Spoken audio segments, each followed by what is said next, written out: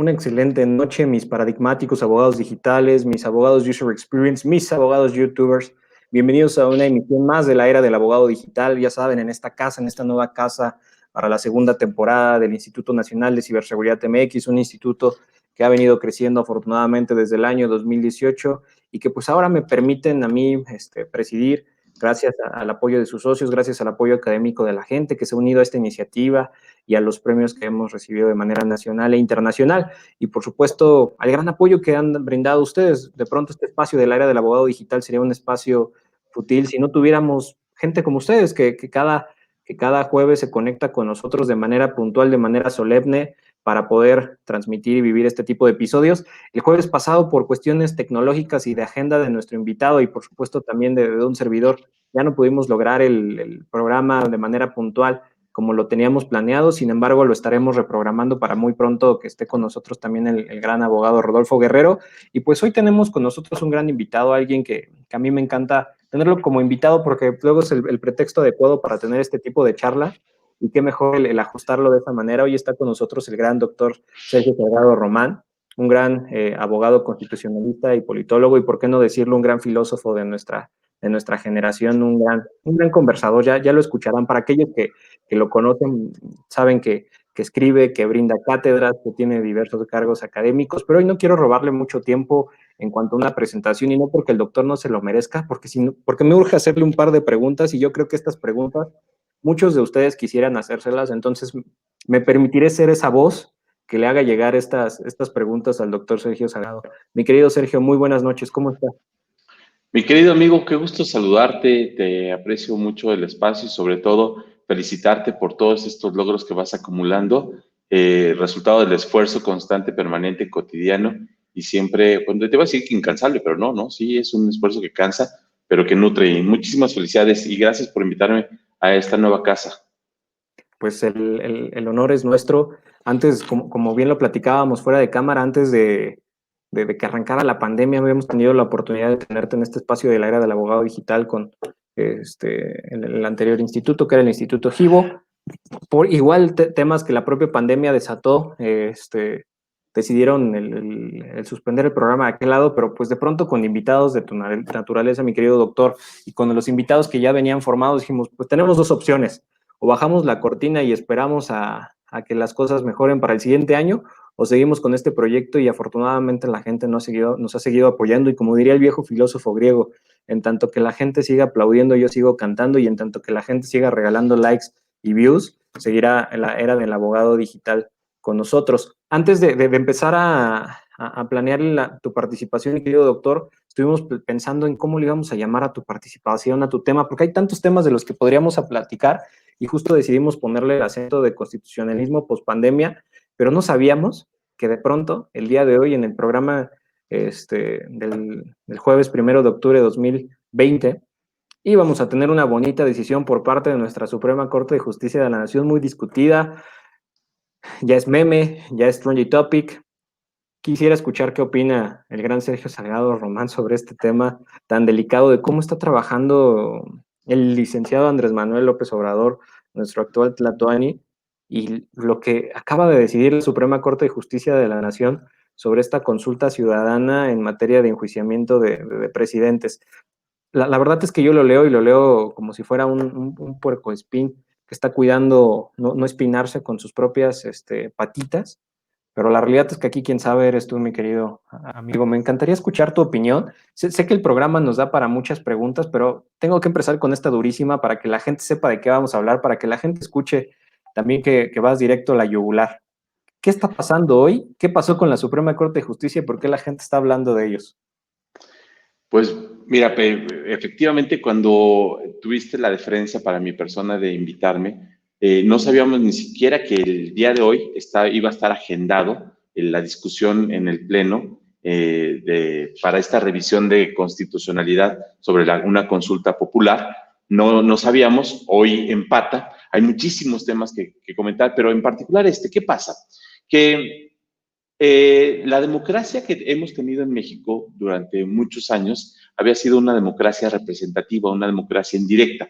Esto es, que las élites en el poder, los partidos políticos, los actores políticos, han sido quienes han tomado decisiones de forma constante y permanente sin tomar en cuenta a la población, a la ciudadanía en concreto. Desde el año 2012 se reformó la Constitución para permitir que la ciudadanía pudiera acceder al poder y tomar decisiones de forma directa. Esto es, ya sin la intervención tan franca de las élites en el poder. Entonces, se permitió las candidaturas ciudadanas, se permitieron, por ejemplo, que que se llevaran esas consultas populares. Voy a enfocarme en esto. ¿Qué pasa con las consultas populares? Que en el año 2014 se presentaron 4. Estas 4 fueron rechazadas por la Corte en aquel momento porque incumplían los límites que establece el artículo 35 para las consultas. Esto es, que no se puede consultar a la ciudadanía sobre derechos humanos, no se puede consultar sobre el sistema financiero, no se puede consultar sobre seguridad nacional, sobre los principios que establece el artículo 40 y demás. Entonces, no había pasado ninguna consulta. ¿Qué ocurre? Que siendo ya presidente electo, López Obrador, esto es, cuando ya el Tribunal Electoral le entrega la constancia de mayoría y deja de ser candidato y deja de ser presidente o candidato ganador y se convierte en presidente electo, lanza a partir de ese momento una serie de consultas que él le llamó consultas a la ciudadanía, y estas consultas no tenían un asidero, no tenían vínculo, no tenían soporte constitucional ni mucho menos legal, porque siendo presidente electo, pues no tenía estas facultades. Tampoco intervenía el Congreso, tampoco intervenía la Suprema Corte de Justicia, que tiene que sancionar a estas. Entonces, así se canceló Texcoco, así se autorizó Huesca, la termoeléctrica de Huesca, así se ha cancelado, por ejemplo, Constellation Brands en Baja California. Y entonces, lo que se hizo por parte del régimen es enviar una reforma constitucional que fue publicada el 20 de diciembre del año pasado. Entonces, a través de esta, se ampliaron los mecanismos de consulta y se incluyó otra forma de participación, que fue la revocación de mandato. Entonces, los límites están ahí en el artículo 35, fracción octava y en específico en el numeral 3. ¿Qué establece esta parte? Que habrá ciertas decisiones políticas fundamentales que no están sujetas a que se consulten, que existen límites. Dentro de estas, la primera que dispone es la de los derechos humanos y las otras que te comenté, ¿no? Una que le agregó López Obrador en particular fue que no se puede consultar sobre temas de infraestructura, proyectos de infraestructura que estén en marcha. Bueno, así las cosas, el presidente envió su consulta al Senado de la República, el Senado de la República la turna a la Corte y hoy la Corte la discute y llega a una decisión muy polémica en un voto dividido de 6-5, en un voto para mayoría. ¿Qué ocurrió? Que la Corte, los ministros que integran la Corte son ministros que carecen de una legitimidad democrática, no llegan por un voto directo, no podría ser. Entonces, llegan en un acto de colaboración entre el presidente y el Senado de la República. ¿Qué ocurrió? Que en verdad, hoy día fue la prueba de fuego sobre la independencia judicial, que los ministros que llegaron, sobre todo a propuesta de López Obrador, González Alcántara y Carrancá, Ríos Farjat y Esquivel Moza, podrían haber señalado, acreditado con su nivel de argumentación qué tipo de qué están hechos, ¿no? Además, los otros ministros que llegaron previamente estaban aquí. La Corte la metieron en un brete porque quien iba a ganar, haya sido un voto en contra o un voto a favor, era López Obrador. López Obrador metió el tema y ya con eso ganó, porque estamos hoy hablando de él. Estamos hablando en un año que ya empezó electoral, estamos hablando de él. Y la Corte perdió. Pero en estos dos escenarios, si votaba a favor o en contra, pudo haber disminuido el costo político de la Corte como Tribunal Constitucional con su nivel de argumentación. ¿Cómo explicar con razones, con argumentos, por qué la consulta era o no constitucional? Y vemos desde el ministro presidente con un nivel de argumentación, vemos al ministro de la Corte con una argumentación, vemos al ministro de la Corte hablando, al ministro presidente, y a partir de eso observamos que hoy la Corte se quedó corta en la argumentación que tuvo. Hoy validó esto y muy peligroso porque ¿qué es lo que pone en tela de juicio? que los derechos humanos están sujetos a la cláusula democrática de las mayorías, lo cual desde 1945 está ya expulsado de la interpretación de los derechos humanos. Así le pasó al régimen nazi, que ¿por qué mataron? Porque la Constitución lo decía, porque el régimen lo decía. Y desde ahí se empieza a construir que las mayorías no pueden pisotear los derechos humanos de las minorías. Y aquí no es el tema de defender o no a un expresidente o no, si era la Corte valida que se consulte sobre derechos humanos. Y entonces, pues por ahí vamos, mi estimado amigo. Que de pronto no se puede llegar a interpretar en el sentido de, vi el programa del aire del abogado digital con el doctor Sergio Salgado Román y fíjate que escuché que defendió a los presidentes y dijo que no se les puede llegar a juzgar. Ojo con lo que está diciendo el querido maestro. Está diciendo que de pronto se está haciendo una revisión en materia de derechos humanos y está también, si bien manteniéndose al margen, hay que tener claro que por defender una mayoría no se pueden pisar los derechos de la minoría, porque esto también está en una balanza, no es el hecho de ver cuál es la opción que vamos a tomar, sino quién va a salir perjudicado, quiénes van a salir perjudicados. Y otra vez a mí lo que me preocupa, generalmente procuro ser muy objetivo, neutral y evitar este tipo de comentarios en el programa, pero aprovechando que te tengo como escudo político por medio, mi querido amigo, tendré que decirlo. De pronto ya estamos en un ritmo jurídico, ya no solo político, sino económico, ahora también jurídico, de lo que dicta Andrés Manuel López Obrador. Y esto a mí ya me está preocupando, porque ya no es solo tratar de ver qué consultas ciudadanas nos va a colocar sobre la mesa sí o sí, o sea, y pensando en legitimarlo a través de este proceso eh, democrático. ¿Cuál consulta nos va a poner de por medio? ¿Qué sorteo nos va a venir de por medio el siguiente año? A ver qué locura se le ocurre al emperador y ver cómo lo va a estar validando ahora hasta la propia Suprema Corte de Justicia. Eso me inquieta por lo que viene, no solo por lo que se resuelve hoy, sino por lo que viene. Mira, y efectivamente, porque, a ver, las facultades de las autoridades no están sujetas a consulta. Incluso, quitemos lo que es el presidente o que es un senador, un diputado, las personas que tienen facultades de presentar iniciativas, inclusive la población, ¿no? En este caso en concreto, si una persona, cualquiera que sea, un particular, y más una persona que esté investigada de autoridad, tiene conocimiento de un hecho que pueda ser constitutivo de un delito, una conducta típica, tiene la obligación, y en el caso de una persona servidora pública, la responsabilidad de dar noticia a las autoridades competentes, en este caso, al Ministerio Público, en la Fiscalía y a las autoridades administrativas, órganos internos de control y demás, para que éstas inicien carpetas, expedientes, carpetas de investigación, expedientes administrativos para investigar sobre estos hechos que pueden ser constitutivos de faltas o de delitos. No está sujeto entonces, cuando el presidente pone en este tema y en una conferencia de sus conferencias matutinas, señala cuáles son los motivos por los cuales se tendrían que llevar a juicio a estas personas. Uno observa y, bueno, pues es el presidente, ¿no? No se caracteriza por un nivel alto de argumentación, pero dice que hay que juzgar por el neoliberalismo y todo ese tipo de situaciones. Y la Corte, cuando viene y sostiene que es constitucional esto, y todavía más delicado es el argumento del ministro presidente, donde dice, bueno, la consulta sí es constitucional, pero pues los resultados no serán vinculantes. Primero viola, pues con el primer punto, ¿no? De que valida algo que es inconstitucional. Y después dice, el resultado será no vinculante. Está incumpliendo lo que dispone la propia Constitución, porque la Constitución señala que si el 40% de los ciudadanos inscritos en la lista nominal dan un voto favorable, los resultados son vinculantes. Entonces, por donde sea, la gran pagana, quien terminó pagando fue la Corte. Quien ganó fue el presidente. ¿Por qué? Pues porque, a ver, inicia el año electoral. Estando ya en el inicio del año electoral, ¿qué ocurre?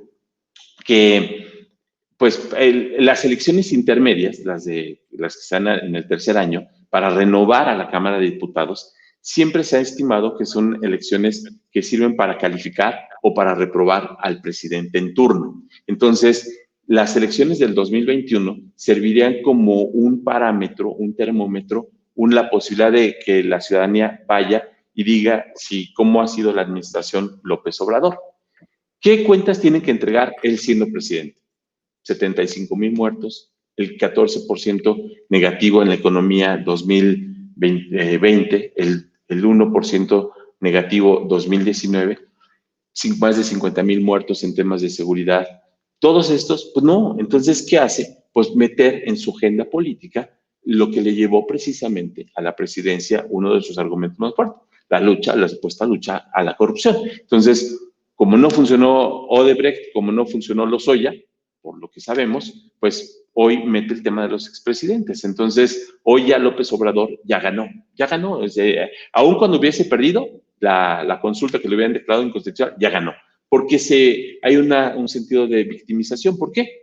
Porque el mensaje para la ciudadanía de a pie era que la Corte está a favor de la impunidad, que la Corte validó, o bueno, la Corte declaró inconstitucional que se enjuicien a los expresidentes. Cuando el punto no era ese. El punto es, la pregunta que de fondo era, ¿quieres que yo como autoridad haga mi trabajo, que es enjuiciar o llevar a juicio o investigar a personas que presuntamente cometieron un ilícito? Esa era la pregunta. Y eso no debe estar sujeto a discusión, máximo por las víctimas. Y ya nada más termino con esto rapidísimo para comentarte que he escuchado, y me ha llamado la atención, he escuchado voces que se destacan en el pensamiento jurídico que dicen, ¿y cuáles derechos humanos se violan con esto?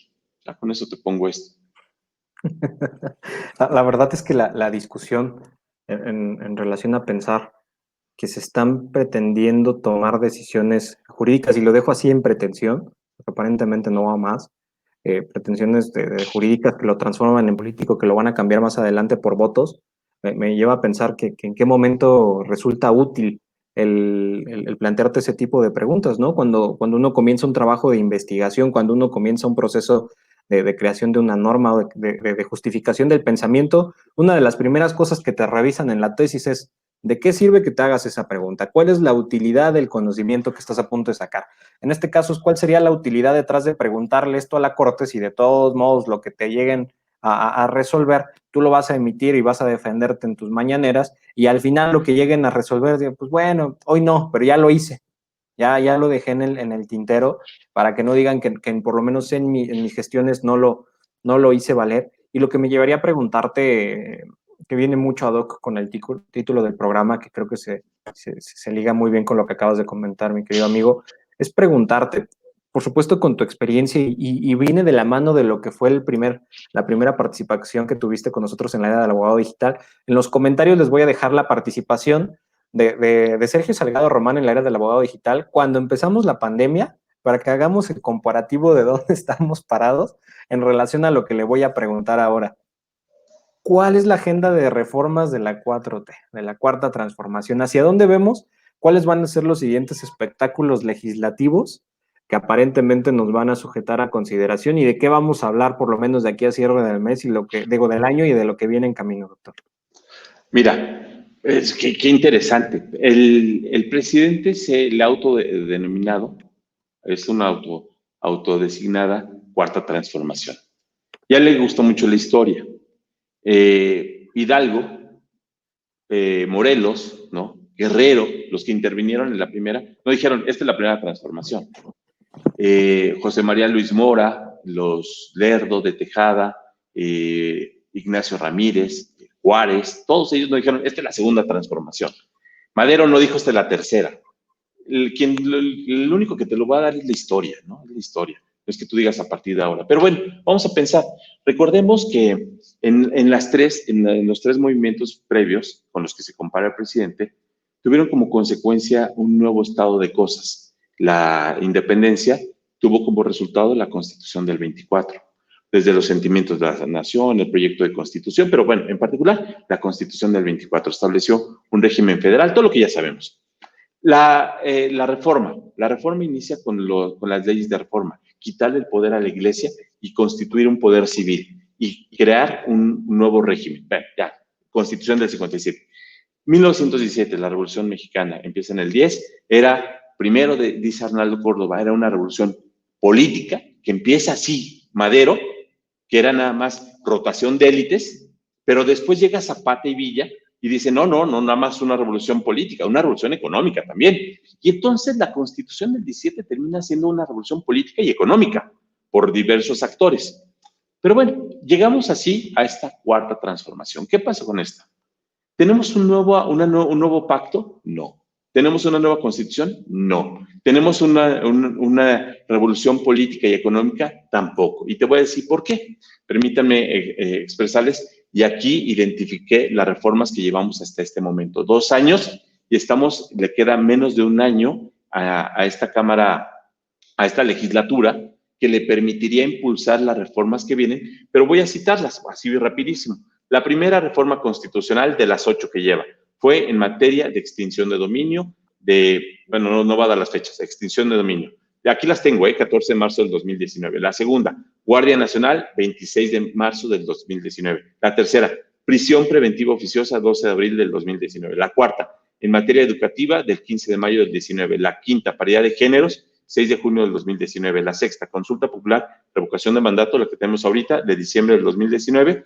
La séptima, materia de condonación de impuestos, de marzo del 2020. Y la última, los programas sociales que se involucraron en el artículo cuarto, de mayo del 2020. Replantean un nuevo orden de cosas, replantean una nueva relación entre el Estado y los gobernados, replantea un cambio económico, replantea un cambio en la relación de dominación Estado, administración pública, gobernados. Esa sería la pregunta. ¿Qué pasó con la que quería una constitución moral? ¿Qué pasaba con esa iniciativa que quería descentralizar al país? ¿Qué pasaba que sacara a las secretarías de Estado de aquí de la Ciudad de México? Lo que vemos, mi estimado amigo, y a las personas que ahora nos hacen el favor de acompañarnos, vemos que no hay un nuevo pacto.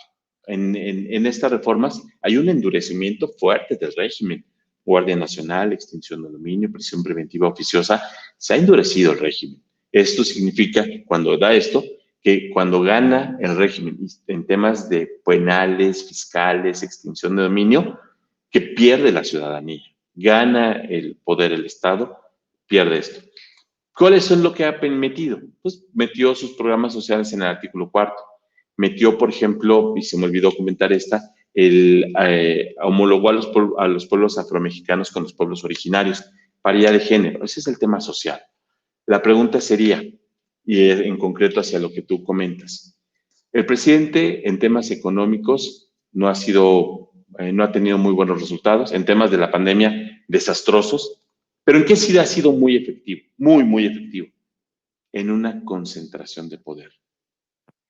La pregunta sería, ¿el voto del 1 de julio del 2018 le otorgó, por ejemplo, hoy tener el control de la Corte, como lo hemos visto, el control de la CNDH, el control de los organismos constitucionales autónomos, el control de los organismos coordinados en materia energética?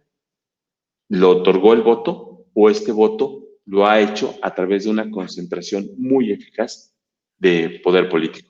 Y ahí lo dejaría, que en este sentido, las reformas que hemos visto han permitido acumular una dosis muy alta de poder político, de concentración de poder político en una sola persona. Hay un par de comentarios que escuchaba en ese sentido, mi querido amigo. Sobre todo pensando en un concepto, parecería hasta cinemático, en relación a sed de venganza. De pronto un par de funcionarios públicos que entraron con esta cuarta transformación, estas palabras no son mías, pero sin embargo las he escuchado en distintos medios y lo pongo ahora a consideración de mi invitado y por supuesto de los cibernautas que se están uniendo a este episodio de la era del abogado digital. De pronto ven operadores como este titular de la unidad de inteligencia financiera, y que va mucho de la mano de lo que acabas de decir, en el cual parecería que cada vez se le dan más dientes, mayor fortaleza.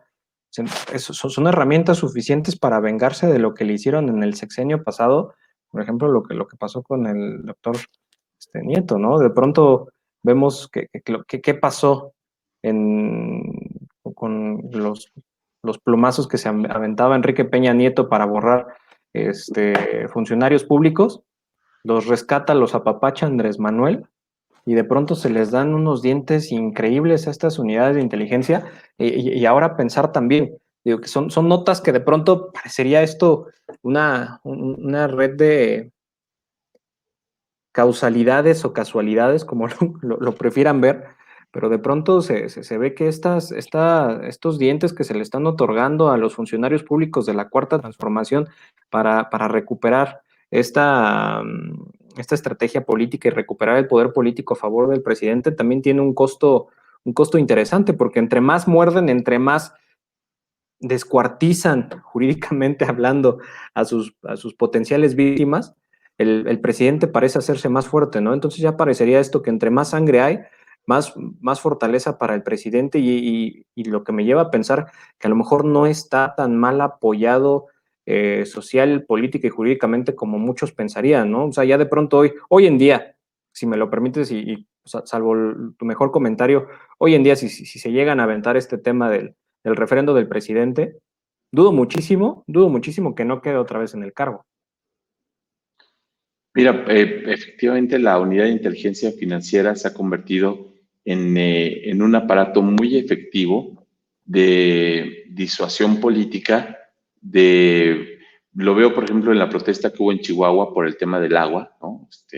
Los agricultores ahí en Chihuahua, y llegó a una situación muy polémica, ¿no? O sea, le congelaron las cuentas a un presidente municipal, pero dejamos, pues es una persona, ¿no? Pues, si tiene al propio municipio, ¿no? Al propio ayuntamiento le congelaron sus cuentas, ¿no? Un tema muy peculiar, precisamente porque vemos que como conjuntamente en un Estado constitucional y convencional de derechos humanos, las personas anteponemos o resguardamos en el Poder Judicial que será un árbitro, que será un tribunal constitucional que va a defender a las personas, pero la decisión que hoy toma la Corte, donde permite que derechos humanos estén sujetos a consulta, ¿dónde queda este punto? ¿No? ¿Dónde se resguarda la ciudadanía en este tema?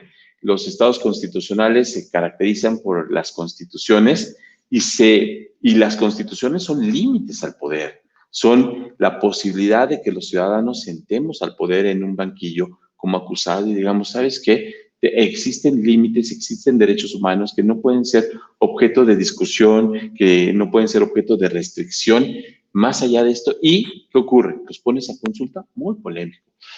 Me llama la atención, por ejemplo, cuando vi el mensaje que hizo el presidente en la ONU, ahora en la reunión que hubo de presidentes, su nivel, ¿no? Su visión del mundo. Y es el tema que hoy nos concita, el constitucionalismo post-pandemia. ¿Qué esperaríamos después de toda esta pandemia? Yo esperaría un trabajo, por ejemplo, más coordinado entre los países, un trabajo donde lo ha señalado la propia ONU, la OMS, de que los países que trabajen de forma independiente, aislada, no van a favorecer en este tema. Entonces, hoy necesitamos un trabajo mucho más armónico entre los países, una idea donde la soberanía y la supremacía debe pasar a un segundo paso, a un segundo punto. Más allá de la soberanía del Estado, debemos estar pensando, como dice el doctor Ponce de León, en la supremacía de la humanidad. Esto es pasar de la soberanía, de la supremacía del Estado a la supremacía de la humanidad, colocar en primer punto. Y en concreto, permíteme comentarte como último punto de esta intervención, que hoy, en este momento, las ciudadanías en los últimos, vamos a pensar en los últimos 10 años y en los últimos 5, para no irme tan lejos, se han decantado por fórmulas de autoritarismos competitivos. Estados Unidos, México, Brasil, Venezuela, en algún momento Ecuador, y bueno, Cuba, ¿qué te digo? ¿No? Se han decantado en Francia, la extrema derecha, se han decantado por estas fórmulas. Le han entregado no solo el poder en la titularidad del Ejecutivo, presidente, primer ministro, como se denominen en estas, sino que le han entregado también los congresos, los parlamentos, se los han entregado. Y ahorita estamos llegando a los momentos donde esos autoritarismos van a estar sujetos a revisión. En Estados Unidos, ahora en noviembre, México el año que entra. Es la primera evaluación que vamos a hacer sobre estos autoritarismos. ¿Entregar todo el poder o necesitamos un ajuste, necesitamos un equilibrio? Y ahí vamos a ver cómo se comporta la ciudadanía. En ese justo equilibrio de lo que piensas, hasta parece que lo ensayamos, pero no, esta charla realmente va en ese entendido de una amigable conversación. La siguiente pregunta va encaminado a justo lo que acabas de comentar.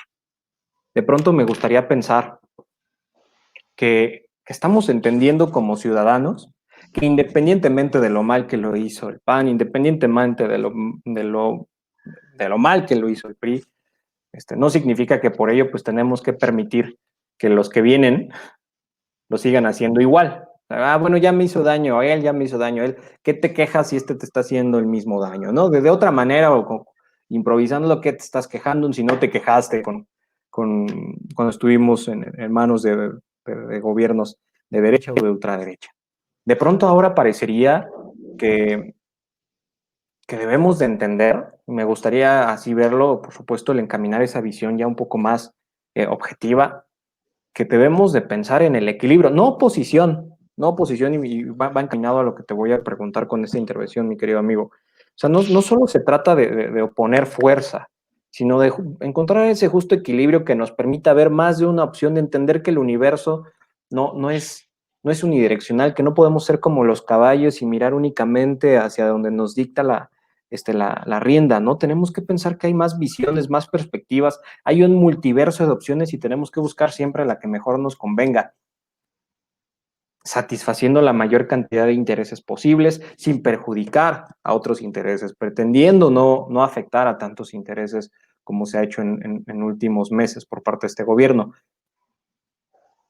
Generalmente Andrés Manuel López Obrador era el opositor. Hoy en día que es el titular y tiene estos frentes de batalla como es este Frena, ¿cómo ves la oposición actual? Generalmente, y yo estaba acostumbrado a ver noticieros y ver programas de opinión política en los cuales se criticaba a Andrés Manuel como frente opositor y se criticaba al gobierno y se le invitaba a Andrés Manuel y le era muy fácil criticar lo que estaba haciendo el gobierno en turno. Y ahora toca cambiar la película, ¿no? Cambiar los roles de los personajes. Y ahora tenemos estos frentes de oposición que tampoco me fascinan, lo tengo que manifestar. De pronto muchos de ellos los considero un poco improvisados. Pero ¿cómo luce la oposición de Andrés Manuel? ¿Cómo luce la oposición en México ante los ojos del doctor Sergio Salgado Román? Pues mira, muy interesante porque quizá habría que analizar, y ya hay estudios ya muy desarrollados, sobre el elector 2018, ¿no? El elector julio 2018. Y ese elector, de alguna manera, dijo, no es que vote solo por López Obrador. O sea, hubo un número, millones de personas que votaron por López Obrador y que van a seguir votando por López Obrador. Esa es la masa fuerte. Masa no es despectivo, me refiero, es el bloque duro de... Claro. Sí, claro, ¿no? O sea, va a votar invariablemente. Viene votando por él desde el año 2000, ¿no? Viene votando y seguirá votando. Sin embargo, también hay un elector que dijo, no es que vote por López Obrador, estoy votando en contra del régimen de Peña Nieto, estoy votando en contra del PAN. Esto no es un voto a favor, sino un voto de castigo. Y ahí también son millones de personas. Y esos millones de personas es lo que ese votante es muy volátil.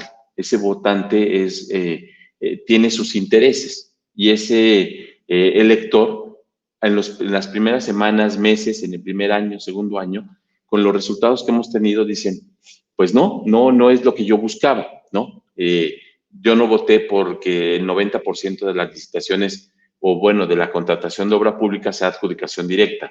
Yo no voté por un Bartlett, yo no voté por esto.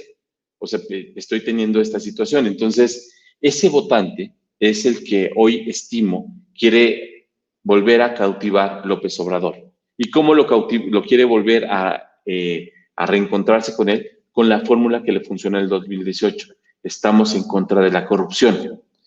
Y ese votante lo veo hoy en una cierta orfandad política, porque dice, yo no me encuentro en el PRI de Peña Nieto, no me encuentro en el PRI de Alito, del que está hoy, ¿no? No me encuentro en este PRI, no me encuentro representado, pero tampoco me encuentro en el PRI de Anaya, en el PAN de Anaya, ¿no? En el de Marco Cortés, no me siento representado. ¿Qué ha hecho Marco Cortés? ¿Qué ha hecho el PAN?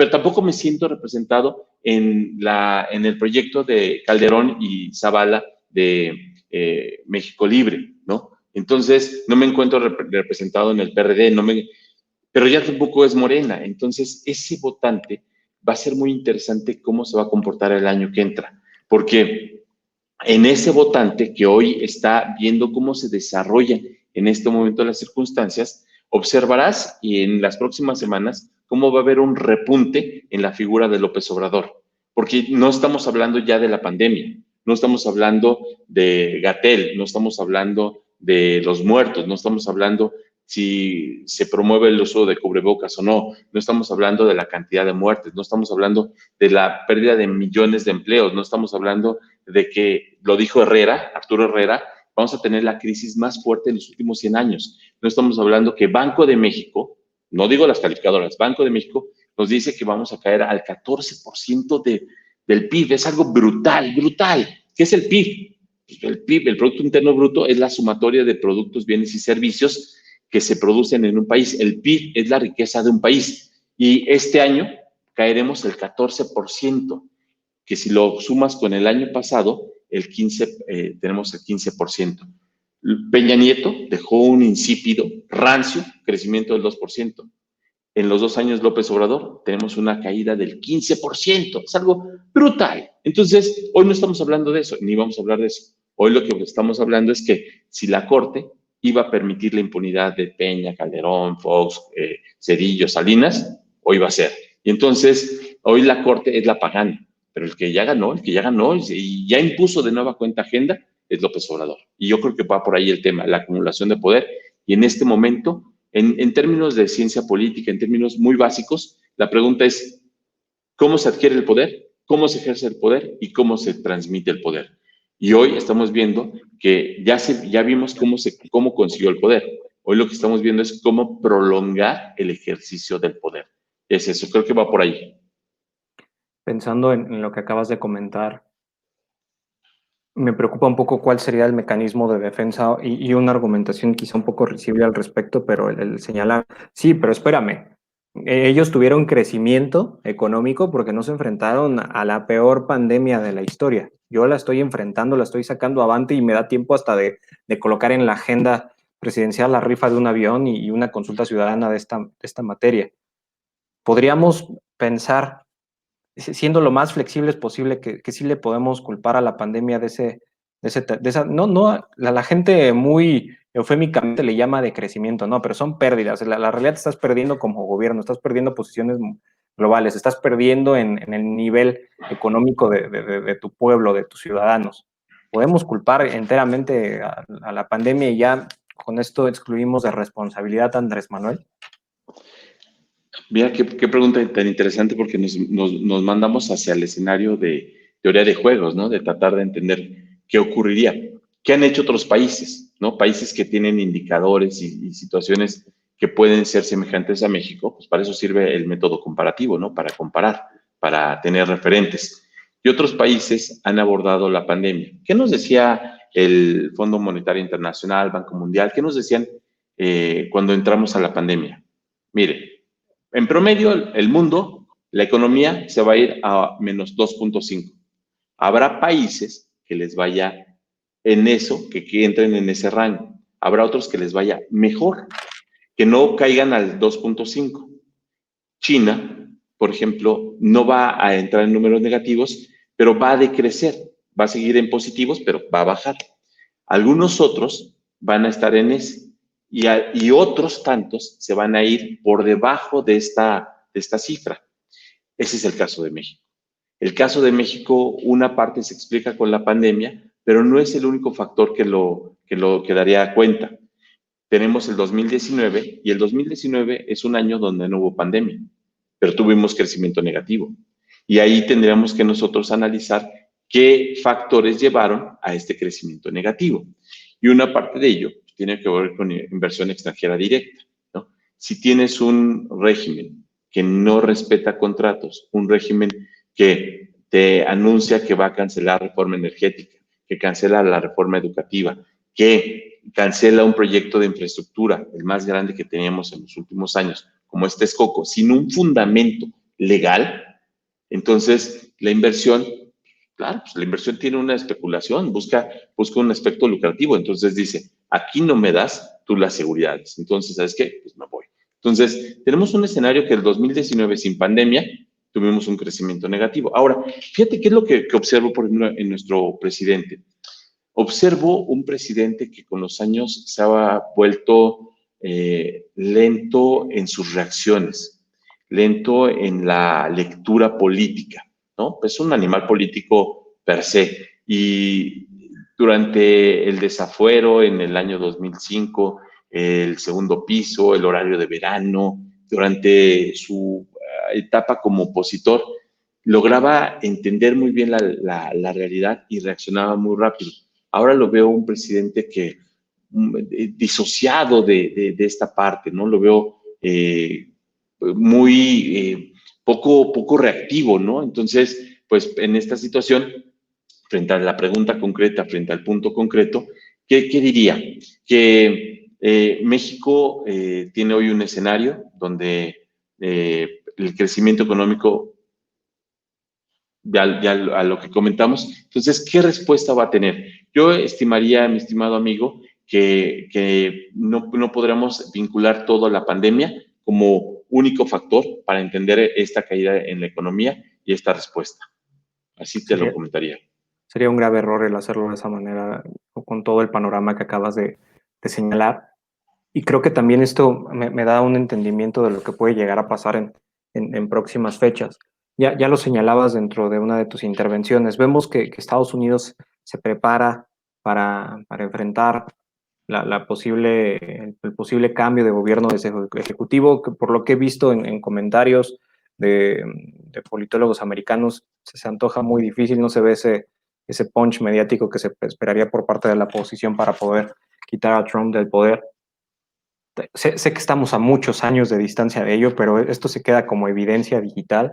Ya tenemos un episodio en el inicio de la pandemia, un inicio en medio de la pandemia, y estoy seguro que vamos a tenerte muchas más invitaciones, mi querido doctor, pero preguntarte qué va a pasar dentro de un par de años, ya un poquito, 4 años es lo que le queda a Andrés Manuel, si los números no me fallan, ¿no? Un poquito más, un poquito menos.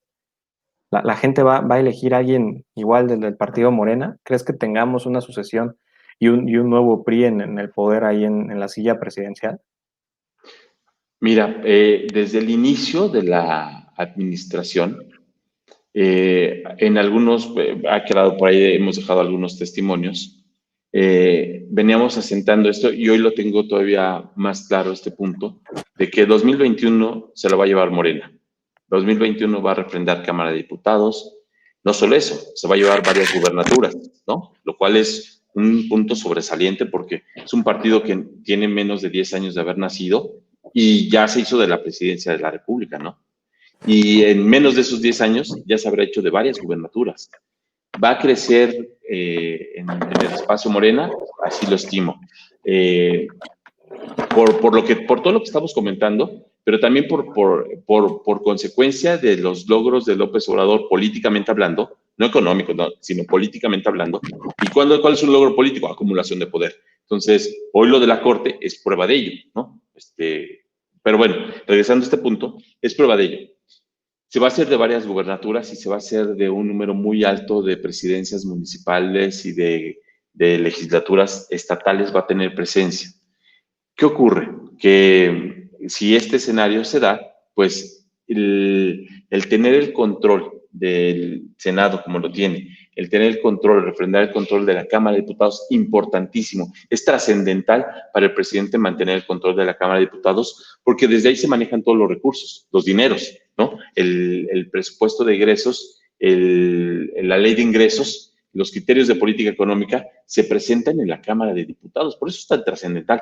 En la Cámara de Diputados observamos también que se aprueban, por ejemplo, los nombramientos del INE, de varios. En el Senado, pues el año que entra tendremos, por ejemplo, un ministro más que será agregado a la suma de candidatos enviados por el presidente de la República actual. Ya habrá enviado durante este gobierno, durante este sexenio, habrá enviado 4, lo cual rompe todo equilibrio que se buscaba en sucesiones escalonadas de la Corte, ¿no?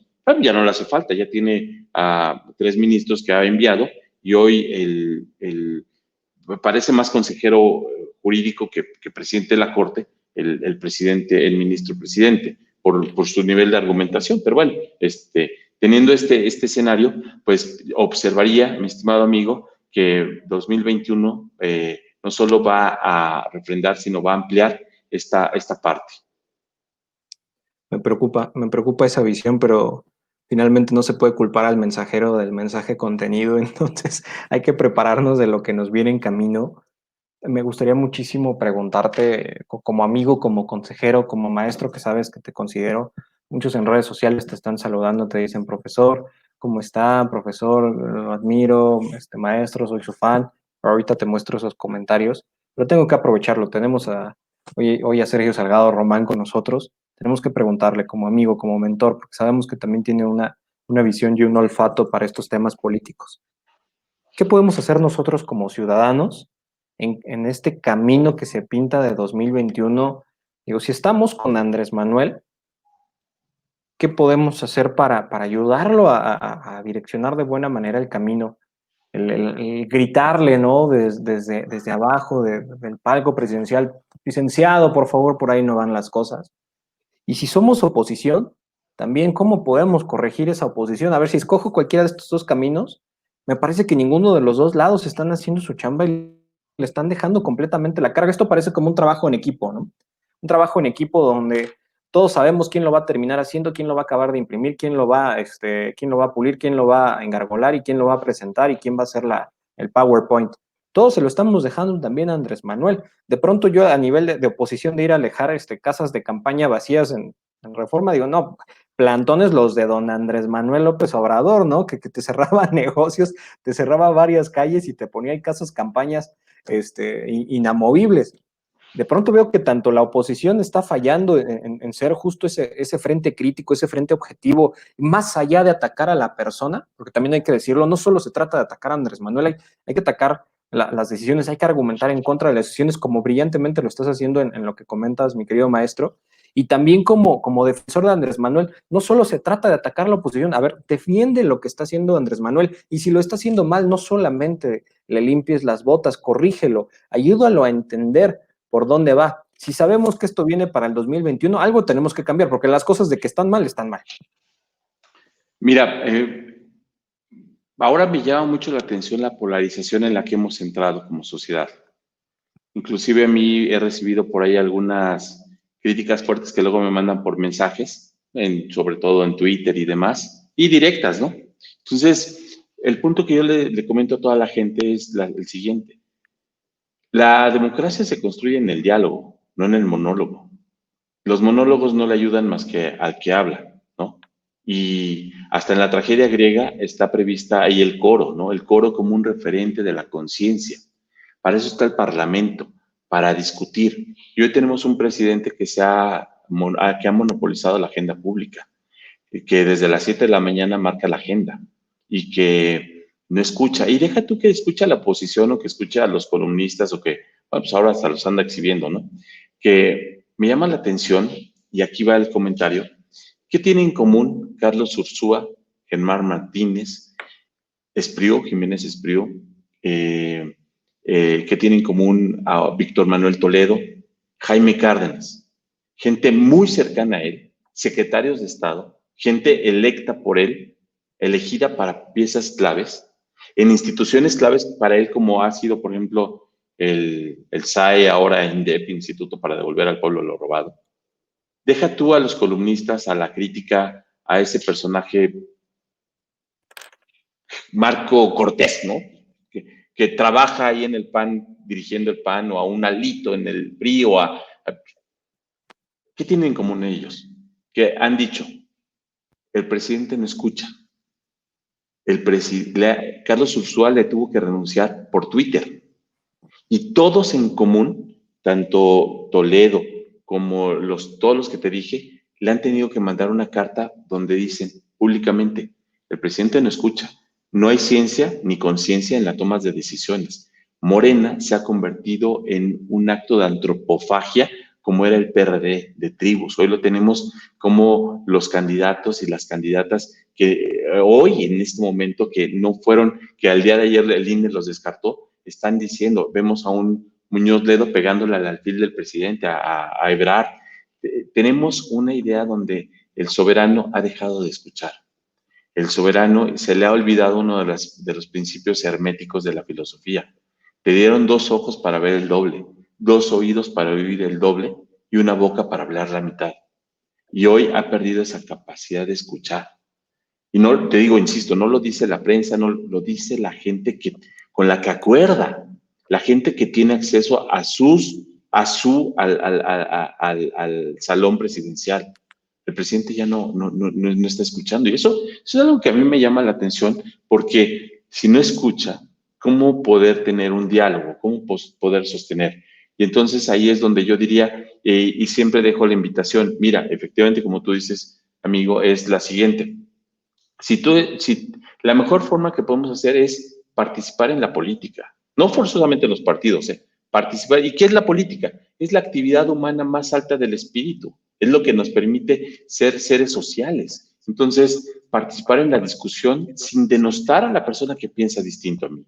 Es poder sentarme y platicar.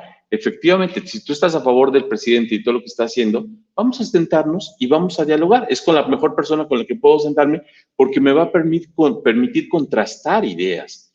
Pero ¿qué ocurre donde 2 posiciones se cierran y solo están hablando y descalificando? Se pierde la capacidad de diálogo. Entonces, yo creo que lo que tendríamos que hacer, bueno, yo ¿quién soy para decir qué es lo que tendremos que hacer? Yo lo que busco promover en los espacios donde me permiten y sobre todo en los salones donde estoy, lo que les pido a mis coleguitas es lo siguiente: no perdamos la capacidad de juicio, y tengamos siempre la capacidad de diálogo, de asombro, pero sobre todo de crítica y autocrítica. Y eso yo creo que va a ser lo mejor. Si tú estás dentro de Morena, pues con la crítica que te permite, llévala allá. Les digo en salón de clase, miren, aquí el prejuicio los invito a que lo dejemos allá afuera. Y no traigamos los vicios de la sociedad al salón de clase. Por el contrario, llevemos las virtudes de la academia allá afuera. Y que cuando nosotros critiquemos, apoyemos y demás, no sea solo a través de la etiqueta y de la descalificación, sino que demos argumentos que a la otra persona permita construirse, reconstruirse y deconstruirse. Excelente recomendación, mi querido maestro. Por eso te llamo maestro con M mayúscula, porque sé que siempre tienes un consejo que nos puede llegar a apaciguar el alma y despertar el espíritu y la mente, creo que se vuelve indispensable, sobre todo en aulas. Si me permites, tengo como 300 preguntas que quisiera hacerte, pero creo que esas encarecidamente merecerían un buen vino, un puro o un buen café. No quiero el ser abusivo y de pronto el acaparar a Sergio Salgado Román, porque hay mucha gente que te está mandando saludos y no quiero que termine este espacio sin que sepas que te mandaron saludos en vivo. La doctora Yolanda Villordo te dice: felicidades por el invitado y tema, una de nuestras colaboradoras en CIBE, que tiene un programa a aprender en la era digital. También les invito a que la sigan en los espacios que tienen los viernes a las 2 de la tarde con grandes invitados, sobre todo en materia de pedagogía, para aprender a adaptarnos a esta nueva modalidad de e-learning. Dulce Campos dice: profe, soy su fan, casi desde el minuto 1 que empezó el programa comentando. Meli González dice: profesor Sergio Salgado Román, excelente, mandando 30,000 corazones ahí para el doctor. Cari Méndez nos dice: doctor Salgado, es muy interesante el tema que está analizando, gracias por compartir conocimientos, saludos. ¿Saben cuál es la ventaja? Y lo voy a decir públicamente: cuando invitas al doctor Sergio Salgado Román a espacios como este, es como un viaje en tren europeo. De pronto tú te encargas, te sientas, te duermes, vas disfrutando el paisaje, lo escuchas hablar y tú vas relajado. Te olvidas de conducir el programa, te olvidas de moderar cualquier mesa y conducir el espacio, porque tú sabes que al doctor Sergio Salgado Román le dices un tema en particular y tiene varias horas para hablar. Entonces, la realidad es que, como bien dice aquí Cari, el tema es interesante y el análisis es perfecto. El doctor Sergio Salgado Román podría bien conducir este espacio por sí mismo. Mi querida hermana mayor, Pati Alba, nos dice: súper interesante, felicidades y gracias por esta charla que nos ayuda a entender de manera muy clara esos temas. Es la habilidad pedagógica de mi querido invitado del día de hoy. Aranza Pérez nos dice: buenas noches, gracias por esta plática y felicitaciones por el excelente invitado, muchas gracias. Beatriz Sánchez Estrada nos dice: gran personaje. Alan Bado manda saludos. Saludos, mi estimado doctor Sergio Salgado Román, Beatriz Sánchez Estrada. Uf, me voy a tardar un minuto más de saludos, porque si no ya no le puedo hacer la última pregunta al doctor, pero muchas gracias. Dice Fredo Infante Zúñiga, saludos. Antonio Cepeda, saludos. Este comentario está buenísimo. Antonio Cepeda dice, póngame 9 en el semestre. Voy a interrumpirte tantito. Ya tiene el 9, solo le falta 9 sobre 100. Solo le falta juntar los otros 91 puntos. Y Ahí vamos, discúlpame, te Antonio. interrumpí. Ahí vamos, Antonio, échale ganas. 91 no está tan lejos. Cari Martínez dice, muchos saludos, doctor Salgado Román. Luis David Rodríguez, saludos, profe, y Dulce Ocampo, que ya habíamos señalado. Antonio Velázquez dice, me parecen temas muy interesantes, pero también muy espinosos. Coincido con el maestro Sergio, la crítica es siempre sana, así como las tertulias y los diálogos. Saludos a ambos. Muchísimas gracias por sus comentarios, por sus saludos al invitado del día de hoy. Gracias por también el ser partícipes de este espacio que permite que sea un diálogo abierto, como bien lo dice mi invitado del día de hoy. Hay una pregunta que la dejé al final porque me parece muy interesante, sobre todo pensando en aquellos que no nos identificamos con ninguno de los partidos políticos actuales. Dice Octavio Estrada, ¿cómo fortalecer las candidaturas ciudadanas ante la ausencia de oposición y falta de confianza de la ciudadanía en los partidos políticos tradicionales? Saludos, doctor Checo, pero bueno, no me gusta lo de Checo, pero la pregunta me pareció interesante.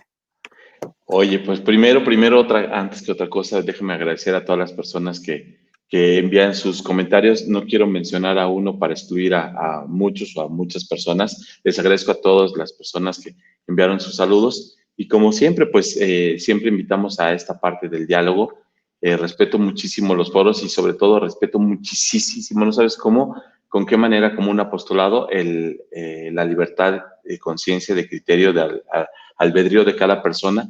Y lo que menos procuramos es hacer un colonialismo intelectual, ¿no? Imponer posturas. Y por el contrario, pues es el diálogo. Pues mira, ¿cómo fortalecer? Lo que vimos es que el acceso al poder político, al poder público, lo tienen monopolizado los partidos políticos, siempre lo han tenido. En el 2012 se oxigenó la posibilidad de que tendríamos candidaturas independientes y en ese sentido, pues a partir del caso Castañeda Goodman, la sentencia en contra del Estado mexicano, se pensó la posibilidad de llegar a este punto. ¿Y qué hicieron los partidos políticos? Son los que tienen controlados el Congreso, ¿no? Son los que tienen las legislaturas de los estados. Establecieron un sistema corruptor para efecto de no soltar el poder. Y entonces, de las personas que llegaron, recordemos, por ejemplo, Margarita Zavala, que llegó, por ejemplo, Jaime Rodríguez, que llegó, ahora verás la otra persona que en este momento me va de la memoria, ahorita te digo, pero bueno, todas se les acreditaron faltas y omisiones en que incurrieron al momento de las firmas, ¿no? Todas se les acreditó.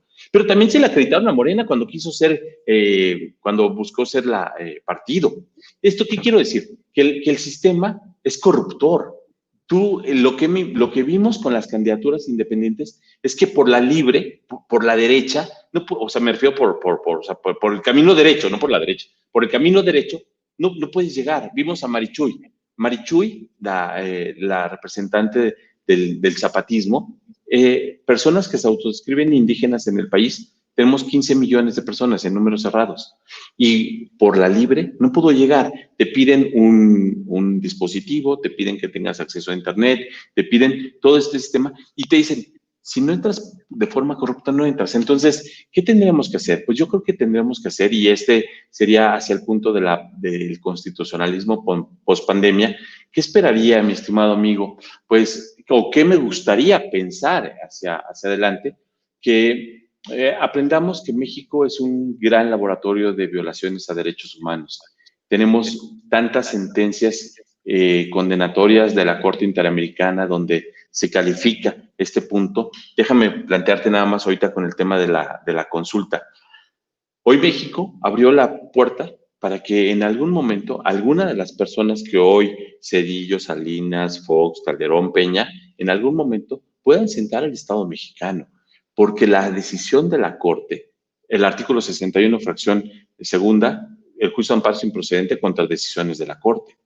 Sí, pero en el caso Castañeda Goodman, precisamente vimos que hoy en esta situación, ¿qué recurso tendría una persona contra una determinación privativa, como es esta de la Corte? Porque es una norma retroactiva en perjuicio de las personas. Hoy estamos con la consulta del 20 de diciembre del año 2019, están posibilitando que los lleven y que los enjuicien, que se denueste su calidad moral, insisto, y no soy abogado de ninguna de esas personas, pero no tienen ningún recurso aquí dentro del país. Eso es una violación al artículo 8.1 y al 25, que la Corte ya lo resolvió en el PACORECO, en el parámetro de control de regularidad constitucional, y que las restricciones constitucionales están en la Corte, sí, bueno, sí, pero eso no impide que estas personas puedan el día de mañana acudir y hacer estos planteamientos. Entonces, ¿qué es lo que hoy la Corte perdió? Una oportunidad histórica de haber obtenido una legitimidad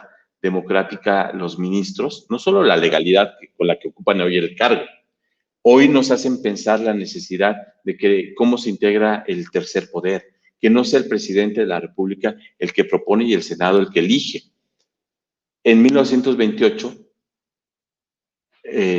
Calles modificó la fórmula, donde la fórmula en la Constitución del 17 estimaba las legislaturas de los estados, no era la Ciudad de México, pero pues, la legislatura de los estados enviarán una candidatura al Congreso de la Unión, que actuando como colegio electoral decidirá a uno de los ministros. ¿Qué dijo Calles? No, pues ¿y por qué las legislaturas de los estados y por qué el pueblo en la Cámara de Diputados? Nada. La revolución lo hicimos los caudillos y quienes eligen a esto va a ser el presidente de la República. Y a partir de ahí, todo este tiempo ha servido. Si hoy estuviéramos en una verdadera transformación, implicaría el presidente con un frónesis, con prudencia, el hecho de decir, no voy a ser yo el elector del tercer poder, que se lleve, que se replantee a un colegio electoral por parte del Congreso, que sea una nueva fórmula. Entonces, pues yo estimo y reitero y refrendo mi llamado al diálogo. Me gustaría en algún momento ver más prudencia de nuestros gobernantes y en particular del presidente. El presidente dice que él hace ejercicio de su derecho de réplica. Señor presidente, usted precisamente, en particular, el derecho de réplica es para las personas que están en una asimetría de poder con los medios de comunicación, que estamos en una diferencia de poder. Usted es la única persona en todo el país que no tiene una asimetría del poder con los medios de comunicación y con el resto de las personas. Por el contrario, usted es jefe supremo de las Fuerzas Armadas, mando supremo de la Guardia Nacional, usted es jefe de Estado, es titular de la Administración Pública centralizada, paraestatal, organismos, empresas productivas del Estado. Usted tiene un papel distinto a todos los demás. Usted no tiene este derecho de réplica como lo tendríamos las personas que no estamos en una asimetría. Entonces, mi estimado amigo, ¿qué es lo que diría? Pues, como hoy comentaba en foros académicos, decía, la tarea que tenemos nosotros es la de entender, estudiar, analizar y dialogar. Y pues la postura que uno asuma, que es muy independiente y es muy respetable, pues tratar de fortalecerla a través del diálogo, la reflexión constante. Ese sería mi comentario. Te lo agradezco mucho, mi estimado doctor. Hay un par de comentarios adicionales que te tengo que comprometer públicamente con nuestro auditorio para ver si más tarde, el día de mañana o tu fin de semana, cuando tengas un espacio de ocio digital, nos ayudarás a responder, porque si no, este programa se termina transformando en una masterclass de 3 horas. Por ahí hay varios comentarios, por ejemplo, de Lino de la Rosa, gran abogado, que nos dice, en el caso de la resolución de la Corte referente a la consulta ciudadana para enjuiciar a expresidentes, esta fue una salida estratégica y política eficiente por parte de la Suprema Corte de Justicia, si se tiene la visión de que ahora se revierte la carga al Ejecutivo de dar el resultado que efectivamente sancionará a los exmandatarios. Saludos y felicidades al ponente, que están mandándote muchísimos saludos. Eric Maleno manda saludos, Dulce concuerda, el maestro Toño Velázquez te manda muchísimos saludos en términos generales. Mi querido maestro, estamos llegando a la parte final de este programa para que también ya dejar que la gente se vaya a tomar su chocolate abuelita, el comerse su primer pan de muerto de octubre y tener una buena charla para iniciar el mes a cargo del doctor Sergio Salgado Román. ¿En qué redes sociales te pueden buscar? ¿Dónde podemos leer de ti? ¿Dónde te podemos buscar? ¿Dónde podemos seguir escuchando el rumbo que lleva el país con el doctor Sergio Salgado Román. Mira, pues sí, un comentario, ya sé que no era por ahí, pero déjame hacer un comentario así rapidísimo, te lo prometo que es rapidísimo. Doctor, esto es fácil. Si tú me dices que nos vamos a las 10, nos vamos a las 10, caray. Que nos sirvan otras dos y que cierren hasta que nos vayamos.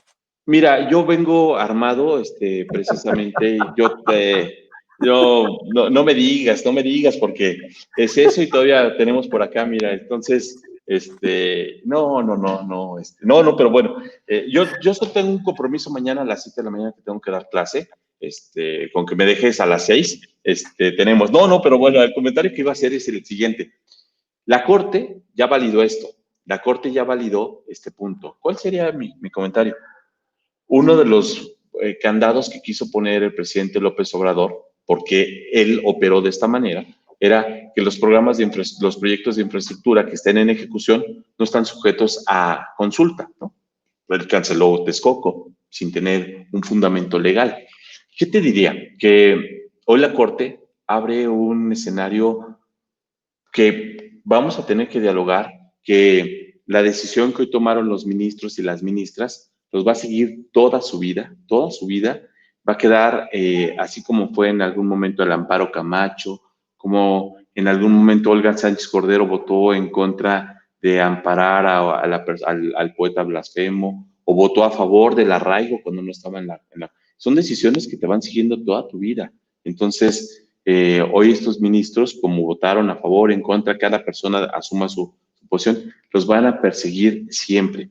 Y el día de mañana, cuando se plantee por la oposición o por parte del propio régimen, se plantee una consulta, han abierto una puerta muy peculiar, porque el artículo 35, fracción octava, ¿qué era lo que establecía? ¿Qué es lo que establece? Oye, ya agarré otra vez la palabra. No, déjeme cerrar. Es la siguiente. Es las decisiones políticas fundamentales. Decisiones políticas fundamentales eran intocables. Estaban ahí en el 35, fracción octava. No están sujetas a la discusión de las mayorías. Pero bueno, ya, cerrando. Oye, ¿qué redes sociales? Fíjate cómo agarró monte, ¿no? A ver, redes sociales. Pero nosotros encantados de escucharte, ¿eh? Porque la gente, digo, debo serte honesto, ya son 9:20, generalmente hasta ahora ya nos estamos despidiendo, ya nos desconectamos y están con nosotros. Entonces, encantados de estarte escuchando, doctor. Digo, y aquí yo tengo que cortar porque, digo, generalmente mis invitados traen otros compromisos, pero si ya traes el café en las manos, yo encantado de seguirte escuchando y el auditorio también. Entonces, ni te cortes las alas. Nosotros encantados de escuchar. Si quieres, cierra esas ideas y al final nos das tus redes sociales. Bueno, no, lo que te diría es que, bueno, ya como hablando del constitucionalismo, la Constitución es un documento que nos da identidad. Cuando el presidente decía que trae su proyecto de nación, el proyecto ya está. El proyecto se llama Constitución. El presidente López o el presidente Peña o el presidente, el que sea, lo único que puede hacer es interpretar en el corto, mediano y largo plazo qué situación le vendrá en su administración para establecer un plan que le permita cumplir los postulados que están en el proyecto de nación llamado Constitución Política de los Estados Unidos Mexicanos. El problema es que cada presidente, no es la excepción, quieren reinventar al país cada 6 años. Entonces, ¿qué te diría? Que si uno se pregunta en el artículo 135 que la Constitución puede ser reformada, pues ha sido una discusión en la teoría constitucional siempre de si existe un núcleo duro, sí o no, y qué puede ser reformado y qué no, pues dejo como punto de reflexión el siguiente. El constituyente en el artículo 35, fracción octava, cuando señala que ahí hay límites a la consulta, hay situaciones que no pueden consultarse bajo ninguna situación, eran las decisiones políticas fundamentales. ¿Cuáles? Los principios de gobierno y de Estado del artículo 40, los derechos humanos, el régimen electoral, bueno, todo lo que está ahí en el artículo 38, fracción 35, fracción octava, numeral tercero, ahí están los límites. Bueno, por favor, consúltelos. Eso decía, no puede estar, los derechos humanos no están sujetos a la cláusula de las mayorías. Y entonces hoy la Corte abrió una caja de Pandora que espero no tenga una situación donde el día de mañana lleguemos a jurados populares, a jurados como lo hemos visto en la historia, te puedo decir desde la Revolución Francesa, o más cercanos hacia acá, donde jurados populares llegan y sacan a una persona y dicen, es el pueblo bueno y sabio, y no creemos en las instituciones, y el pueblo juzga en este momento, ¿es o no culpable?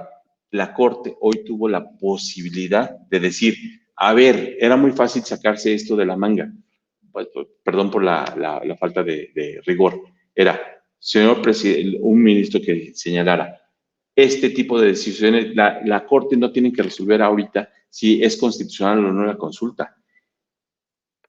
Toda autoridad está obligada a investigar. Esto, por el contrario, se hace un exhorto a las autoridades públicas a que si tienen noticia de esto, tienen que ponerlo en noticia.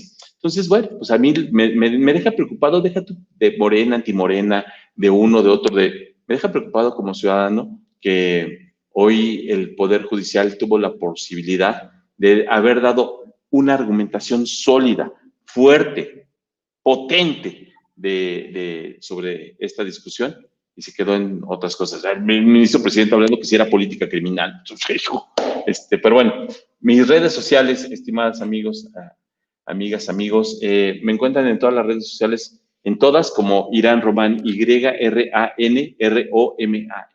Irán Román. Estamos así en Facebook, en Twitter, en Instagram, en YouTube, estamos en LinkedIn, estamos pues en donde nos permitan. Muchísimas gracias, amigo. En verdad te lo aprecio muchísimo este diálogo.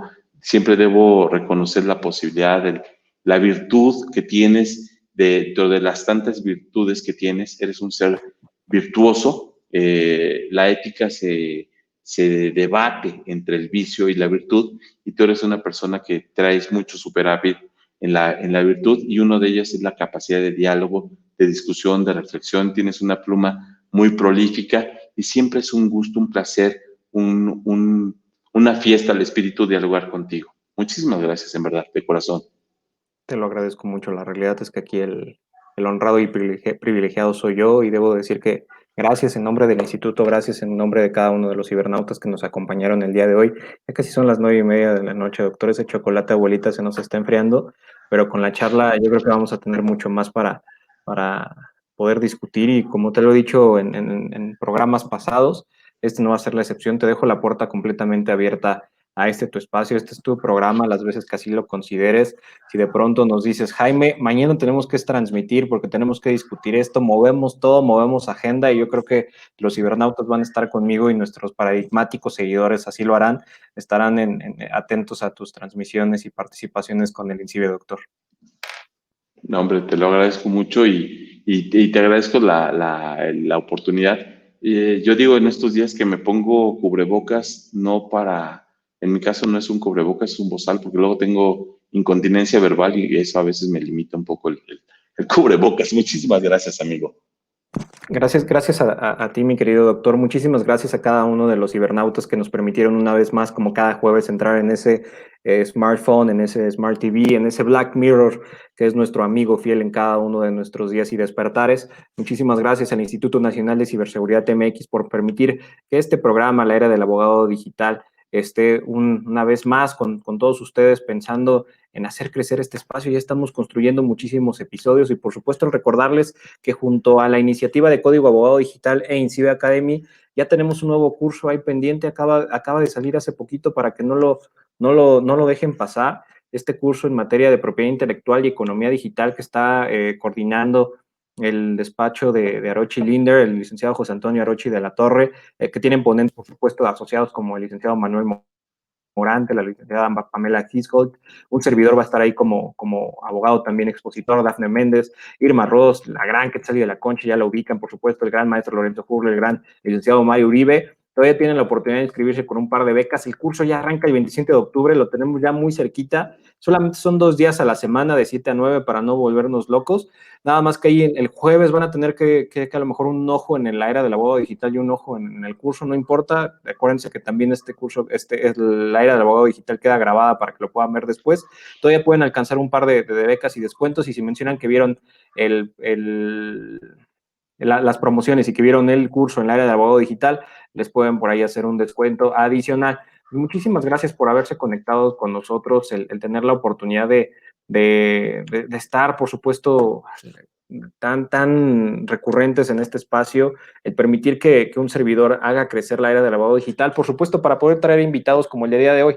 Si ustedes no nos miran, si ustedes no comentan, con qué cara invito al gran invitado que tuve el día de hoy, el gran doctor Sergio Salgado Román, que ya nos regaló opiniones, nos dejó pensamientos, nos dejó muchas reflexiones y por supuesto nos dejó, yo creo que un muy buen sabor de boca para irnos a dormir este jueves 1 de octubre del 2020. Mi querido doctor, muchísimas gracias. Gracias por todo, gracias por tus palabras y pensamientos. Te abrazo con afecto y cariño. Muchas gracias a todas y a todos. Gracias a cada uno de ustedes. Recuerden, el conocimiento solo es útil en la medida que se comparte. Esto fue la era del abogado digital. Conduce su amigo y paradigmático abogado digital, Jaime Díaz Limón. Y aprovechando que el doctor Sergio Salgado está conmigo y que también es guamero, tiene que despedirse con mi saludo. Incalis, Cahuipoca, forever, porque él también es guamero de corazón. Entonces, los dos nos despedimos, por supuesto, con el abrazo fraterno de la Casa Abierta del Tiempo. Que tengan una excelente noche. Gracias.